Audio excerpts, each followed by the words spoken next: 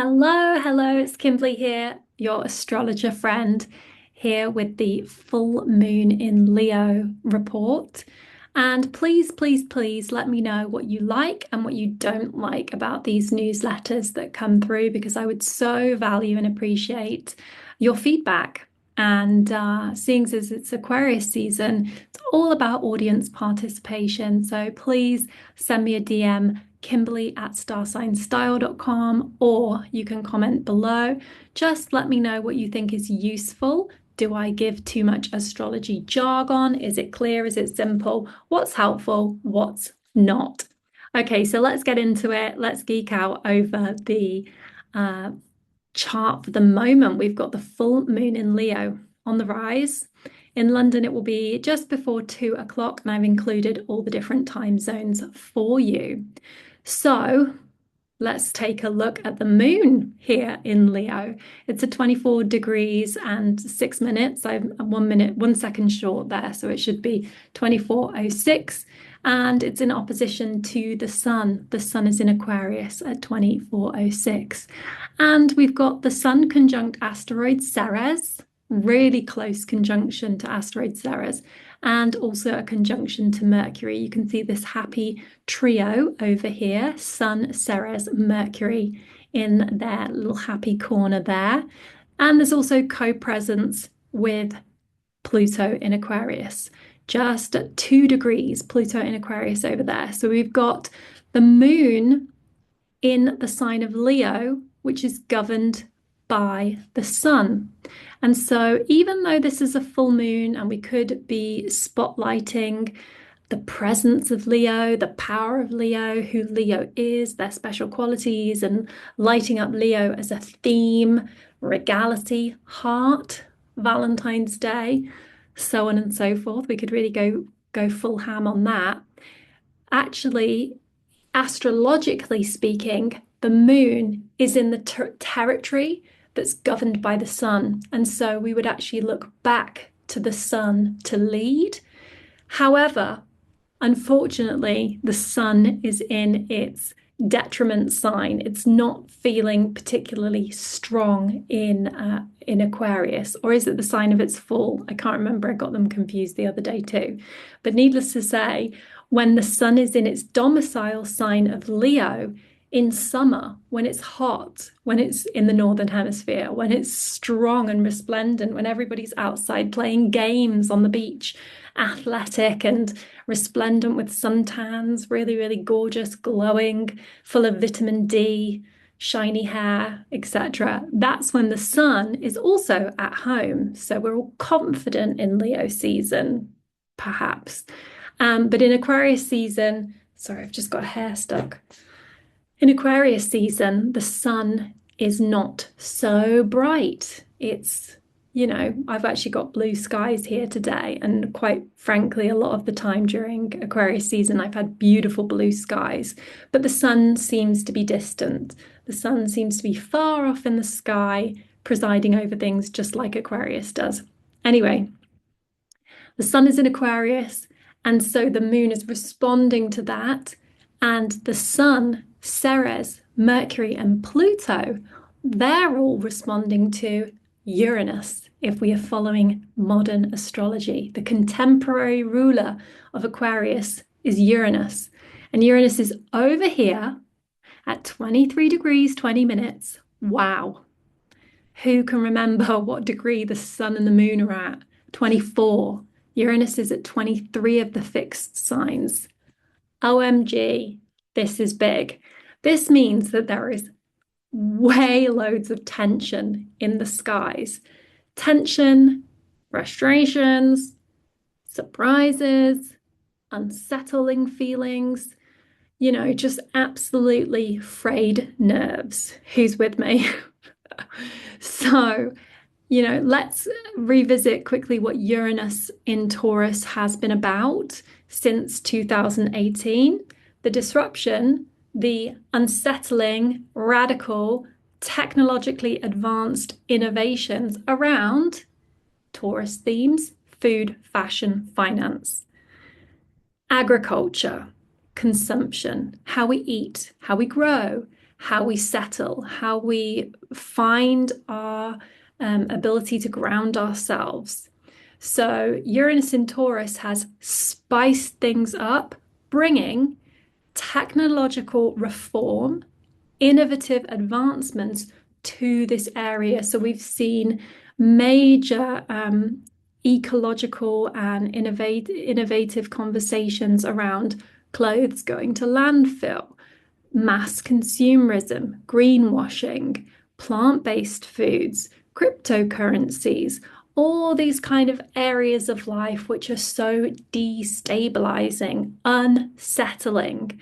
And Taurus can be a conduit for bringing out these amazing sort of positive advancements into our collective consciousness. So we might see a Taurus being the one to push forward these positive advancements. So maybe creating a food app, or maybe making sure that food waste gets redirected to the unfortunate people who are hungry, for example. That seems like something a Taurus would really want to get behind, caring for people who are hungry. So they sort of channel food wastage, or they recognize food wastage. Equally, farming practices and being a restaurateur, pushing the envelope forward in those regards. And also fashion, like avoiding mass consumerism and consumption of, wastage of goods, which I have Mercury in Taurus, and I am a massive advocate for buying quality second-hand clothes. Big time. Big time. Like, anyway, I won't go on about it, but needless to say, I'm a huge advocate for reselling and buying and repurposing and furniture, and everything I buy is secondhand, basically, except for some toys, except for some treats from the gacha machines. Anyway, and even some of my toys are secondhand. I'll just show you my little toy. For example, retro things you can get in the rubbish bin, not in the rubbish bin, in the secondhand bin. Anyway, so we've got Uranus in Taurus really peppering the horoscope as a reminder of what's changed, what's innovative, what's futuristic, what's to be paid attention to as like a big red flag, or maybe not a red flag, but just as a kind of beacon, or an alarm bell going off. And I'm really tempted just to strip this chart back so you can actually see just how pertinent this this T-square is here that we have. It's really defined, really definitive, and so the fixed signs are lit up. There is also a theory with a T-square that you can look to the unoccupied space in the horoscope as like the shooting output. So if we've got something going on in Aquarius, something going on in Leo, and something going on in Taurus, the Scorpio house of our horoscope is where we're going to find the solution or strike upon something. So you could look to the Scorpio house of your horoscope right now. Anyway, let's get back to the chart. Let's get back to what's cooking in the full moon horoscope. What's really exciting is that the full moon is making a perfect, delightful little sextile to Eris, my fave, Eris. Asteroid Eris is the goddess of discord. And so we've got the sun in Aquarius, this Aries warrior woman, and also a conjunction there to healing Chiron. And so we have had the sun making a sextile to Chiron over the past couple of days, and the sun is coming into a perfect sextile with asteroid Eris. And Venus is in Aries as well. So this is very yang energy. This is very dynamic, fighting energy. And of course, everybody's talking about how 2025 is this incredible era, incredible year for change. And I'm not talking about the Uranus change. Of course, that's very radical and innovative. But we've got changes coming because Neptune's going to come into Neptune is coming into Aries at the very end of March. We're going to have Uranus going into Gemini, and of course, Pluto's already in Aquarius. So it's a year of very different energetic signatures, very different energy. Let's go through, oh, and I also want to just point out that the North Node is with Neptune there as well. We've got Saturn, Neptune, and the North Node in Pisces. So that's also been a signature of the last few days as well, and it's in the full moon chart. So before I go through sign by sign, I just want to speak to what the energy is saying right now. So the sun in Aquarius, as I say, it's not particularly strong. It's a more weakened position for the sun to be. The moon is lighting up Leo, but is more responsive to the Aquarius house of your horoscope. Mercury is right there. We've got Mercury, Ceres, Sun, all there in the sign of Aquarius. And I love Demeter. I love Ceres, the asteroid Ceres. The fact that the sun is conjoined Ceres, to me, and of what I'm observing, is all to do with the withholding energy. Okay, so I personally have Venus conjunct Ceres in my chart. I really like this asteroid. Remember, Ceres is the mother of Persephone. Persephone got kidnapped by Hades, Pluto, dragged to the underworld, and her mother, Ceres, would only let spring return, summer, warmth, and spring return if Pluto agreed to give her daughter back for, 6 months of the year because she'd consumed 6 pomegranate seeds. Nevertheless, Ceres is the energy of letting things spring forth, but also withholding. And so I'm feeling like this Sun, Ceres, Mercury conjunction in Aquarius is speaking to a stop sign. I'm not talking about a Saturnian stop sign, although Saturn draws really strong boundaries. I'm going to talk about Saturn in a second. But the withholding energy of Ceres, it's a feminine energy and it's pretty fierce. So the fact that we've got Ceres and Eris both in a sextile with the sun, I'm feeling that there is some real feisty kind of energy underway, but also that it's laced with this tension in the Aquarius corner of the chart, and that something's being withheld.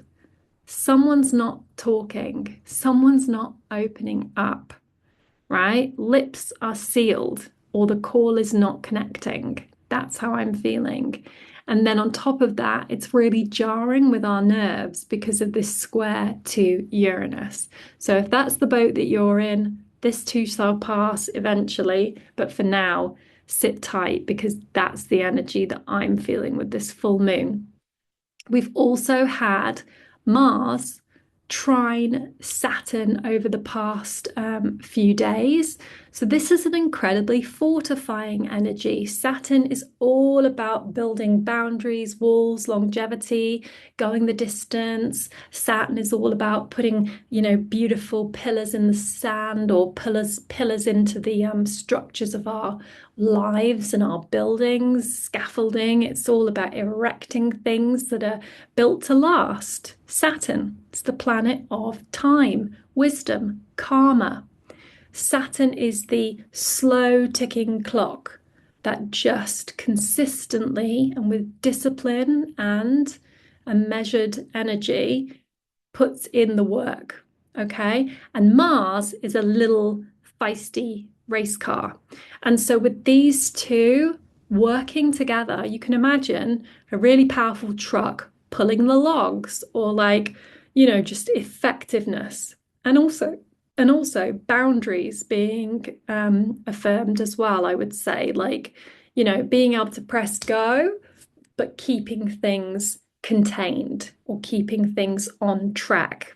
I always think of train tracks, like the old-fashioned train tracks when we think of Saturn, because it's like laying down the track, consistently laying down one by one those sort of things on the train track, like pieces of wood.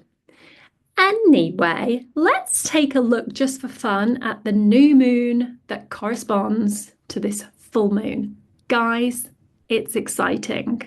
Trust me, it's exciting. We have here the new moon of the 16th of August 2023 at 23 degrees, 17 minutes, conjunct Venus retrograde in Leo. What were you doing in August of 2023? What was coming up for you?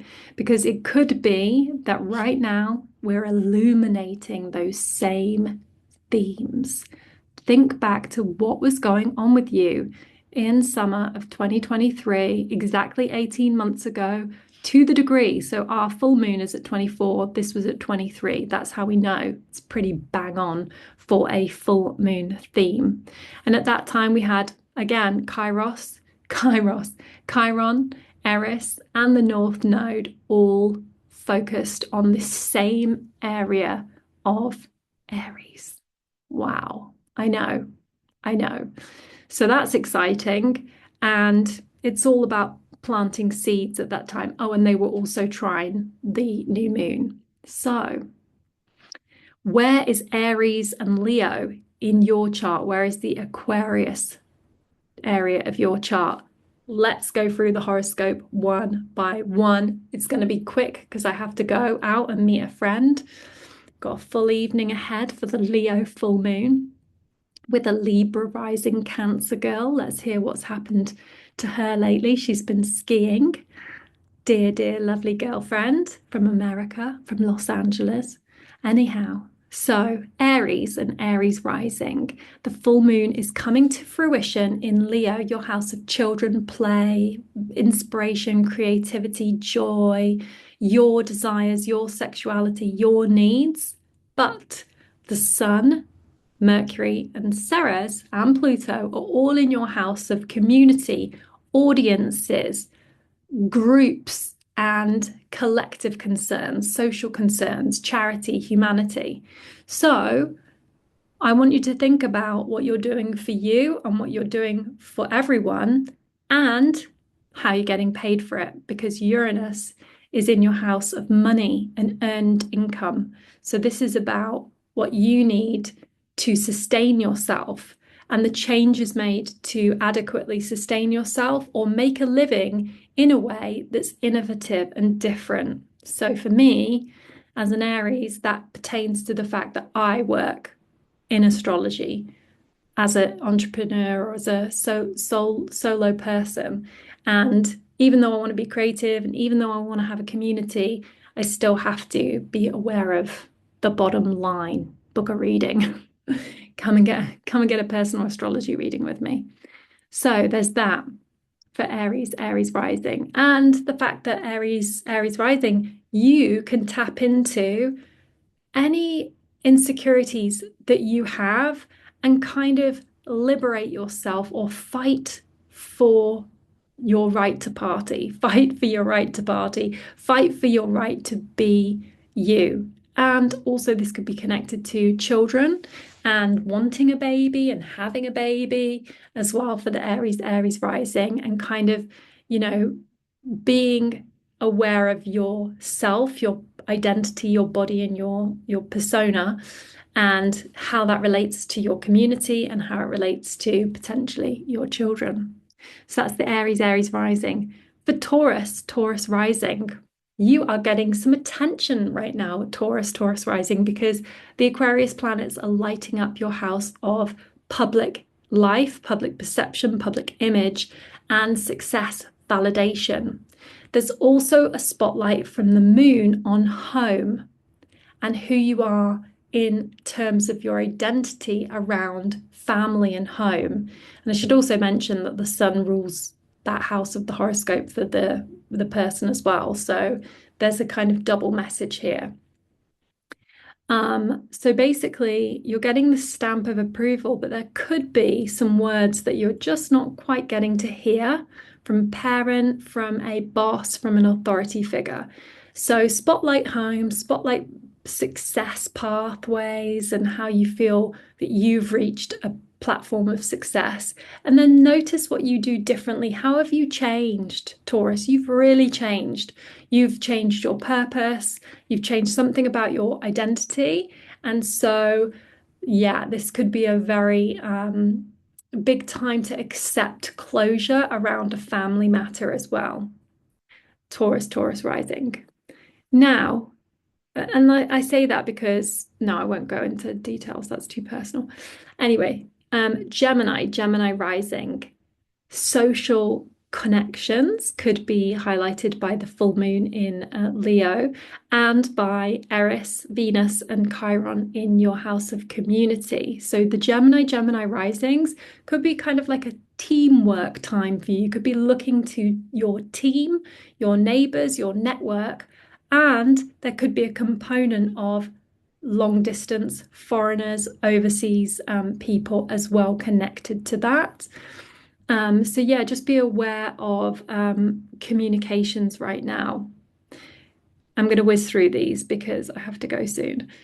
Cancer, Cancer rising. You're ruled by the moon, Cancer, and Leo is your second house of earned income, and Aquarius is your house of bonds, contracts, and commitments long term. So you could be thinking a lot about how to work with others, where your loyalties lie, who's going to show up for you, and what you have to give and what they have to give, and that balance between the two of you, the back and forth. And then the component of Uranus being the trigger point, the unsettling vibe, and that's in your community house. So really deciphering or determining who are just friends and alliances, who do I really trust with my life or something or my money, and finding the balance between that, between my community, between my strong allies and alliances, and then between what I'm able to give, like what I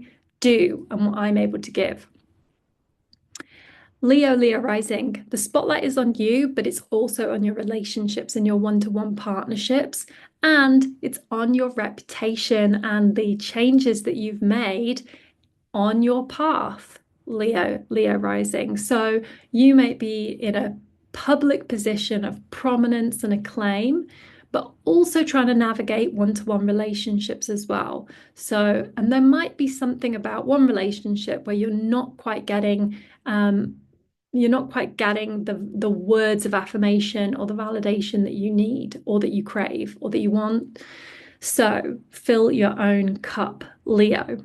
Virgo, Virgo rising. The Leo full moon is happening in your unconscious house of hidden secret activity. This is your 12th house of unconscious, subconscious dreams and sacrifices. Okay, so there may be something that's coming up that's around your own sense of gestation, what's happening in private that people can't see, but also something to do with your job, your employment, something to do with everyday living, something to do with how you get busy and take care of business and take care of yourself. And Uranus is in your 9th house of higher education, philosophy, wisdom, publishing, and broader horizons. So there could be the need to see things from another perspective, to learn, to be educated, to go the distance, to take a leap of faith, and that could be actually interrupting your process of rest and health and well-being and just trying to get through the next step in your day-to-day life. Libra, Libra rising. Aquarius lights up your 5th house of children, sexuality, desires, love, heart, and joy. And so this is about hobbies, holidays, like everything you want, art, crafts, projects, like having fun with your kids, having fun with a lover. And the Leo full moon lights up community and how you participate in a group. So there's a bit of back and forth now between like audiences, group work, team spirit, and the focus that you have on just the things that you love. It could be a child that you love, a date that you're going on, something that you enjoy, like a hobby just for you, and finding that balance between, well, I love my kid, but I have to go and watch all the other kids in the play too. I just want to do my hobby and obsess over my craft, but I've got to show up on social media. And then there's the trigger point with Uranus around what is shared and how you have to cooperate with others. So, for example, a co-parent living in harmony and unison with somebody who also helps share the bills or shares has a hand in the way that you live well. Scorpio rising, this could be a really interesting time for your career, but also for your sense of stability in your home life. Are you moving home? Do you have a new space or a new way of taking care of yourself or taking care of others? Is family a big deal right now? Is your property coming up as a topic of conversation? And perhaps can you move? Can you not move? Like there might be something that's a little bit frustrating around home life and family. And Uranus is in your house of partners. So you might have a domestic situation that hinges on a partner, or a partner might be moving into your home. I know one Scorpio rising that their partner's going to be moving into their home. So that's that one. But the Leo full moon also puts pride and preference around your career and around your path in life and around how you succeed and how you feel like a success.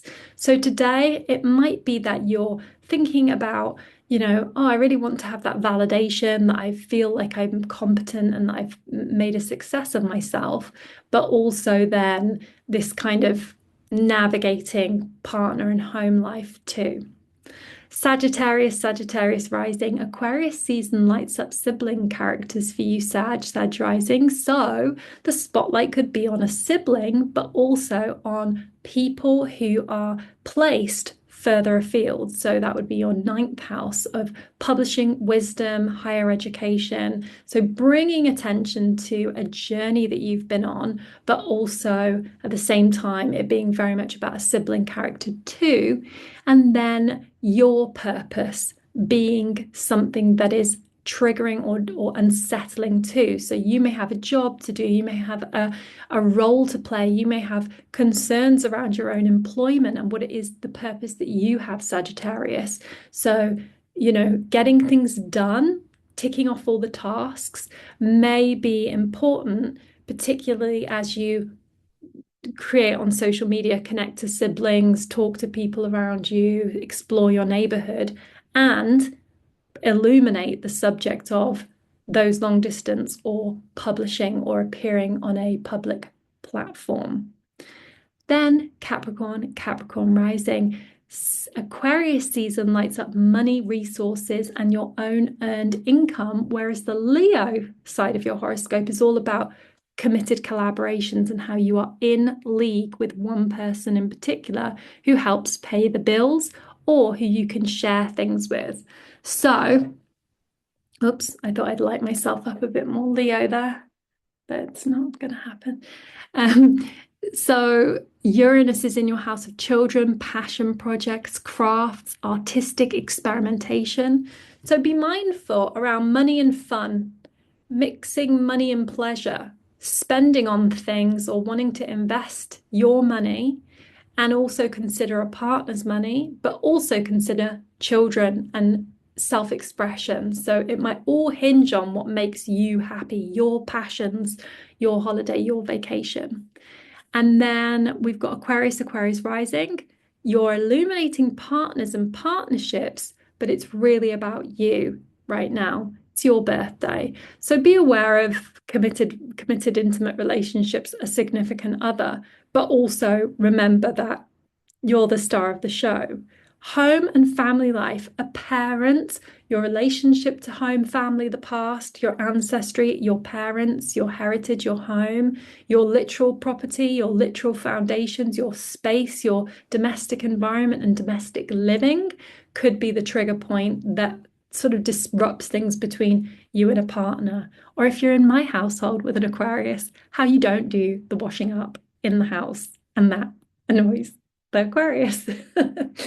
Uh, anyway, and then we've got Pisces, Pisces rising. So for you, Aquarius season sets you in limbo and has you observing things, Pisces, Pisces rising. You could be having to disconnect, take a step back, let things happen, let things percolate. There's a lot of emphasis on you right now because of the North Node and Neptune in your first house and Saturn, but actually you're probably having to step back and strategize, tend to your finances. That's where Eris and Chiron are showing up. And then at the same time, lean into work, health, wellness, conscious acts of self-care versus unconscious acts of self-care. Okay, that's been a whiz through those signs of the horoscope. I'm sorry it's so quick, but I have to go. In 6 minutes, I need to be on getting my ass on a train to go and see my friend. So that's where I'll love you and leave you. And if you would like to know what's going on in your own horoscope, please do reach out and I can give you a one-to-one reading. And again, feedback is so appreciated. I'd love to know what you like, what you don't like. Did I run through things too quick? Do I make things too complicated? Let me know.